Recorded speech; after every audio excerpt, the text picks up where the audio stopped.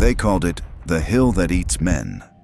200 went up, and only one came back. His hands were burned, his eyes half blind, and his mind left somewhere beneath the ash. This is not a legend. This is what happened on Hill 362A. It was February 1945, the island of Iwo Jima, a speck of volcanic rock floating in the Pacific. But for the Marines landing there, it was hell made real. Every inch of ground was trapped, mined, and waiting to explode. And in the middle of that island stood a black hill, silent, smoking, lifeless. The maps called it Hill 362A. The men called it the meat grinder. The 3rd Battalion, 27th Marines received the order, take the hill, clear every bunker. No one questioned it. They'd been fighting for days without sleep, eyes red from sulfur smoke, uniforms stiff with blood and ash. Each man knew what that hill meant. If they could take it, the northern part of Iwo Jima would finally fall. If not, they'd die trying. At dawn, the 1st platoon began to climb. Volcanic dust swirled under their boots, black and hot like coal. Above them, the hill was silent. No gunfire, no movement, just an empty calm that didn't feel right. Then the ground opened up. Machine gun fire ripped through the line. Bullets came from nowhere, from holes, cracks, and vents hidden in the stone. Mortar shells exploded overhead, showering the men with molten rock. Within seconds, the first 5 Marines were down. The rest dove for cover, but there was nowhere to hide. The sand itself was alive, every rock concealing a tunnel mouth, every shadow a death trap. Private First Class Daniel Miller, 21 years old, hit the ground hard. He could smell the sulfur burning in the air, feel the heat on his face. His friend, Corporal Reeves, shouted for him to move. But when Miller looked up, Reeves was gone, just a crater and silence. They kept pushing anyway. That's what Marines did. By noon, they'd lost half the unit. Still, the captain ordered them forward. Get to the top, no matter what. Each step felt like walking through fire. The air itself vibrated with explosions. By afternoon, the hill looked like the surface of another planet. Burning, broken, full of holes. But when the Marines finally reached the crest, they realized the truth. They hadn't climbed onto the hill. They'd climbed into it. Japanese engineers had carved a fortress beneath the ground. Miles of tunnels, sniper nests, and hidden chambers. Every time the Americans thought they'd cleared a bunker, another voice screamed from below. It was endless. It was a maze of death. Then came the flamethrowers. The Marines began pumping fire into every hole, turning the tunnels into ovens. The screams echoed through the rocks, horrifying, echoing, unending. Miller later said it sounded like the island itself was alive and dying. By sunset, communication was gone. The radio crackled, static, then silence. No reinforcements came. The hill was eating them alive. That night, a storm rolled in.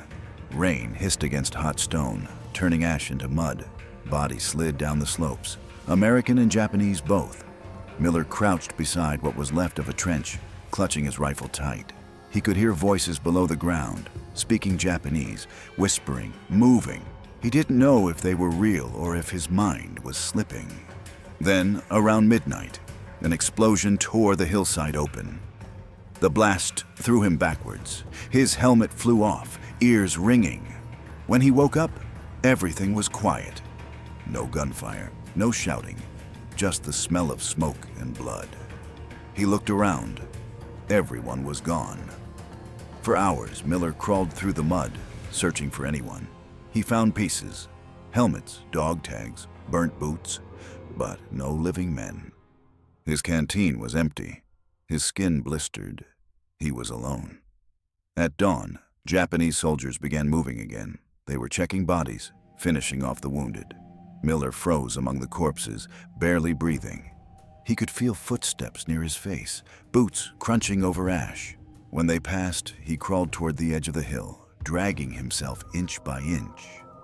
Each movement tore his uniform. Each breath stung like fire. He didn't eat, he didn't drink. He just kept going. For 3 days, he wandered the volcanic field, half-conscious, guided by instinct alone. He said later he didn't remember the sun, only the smell of burning fuel and the sound of flies.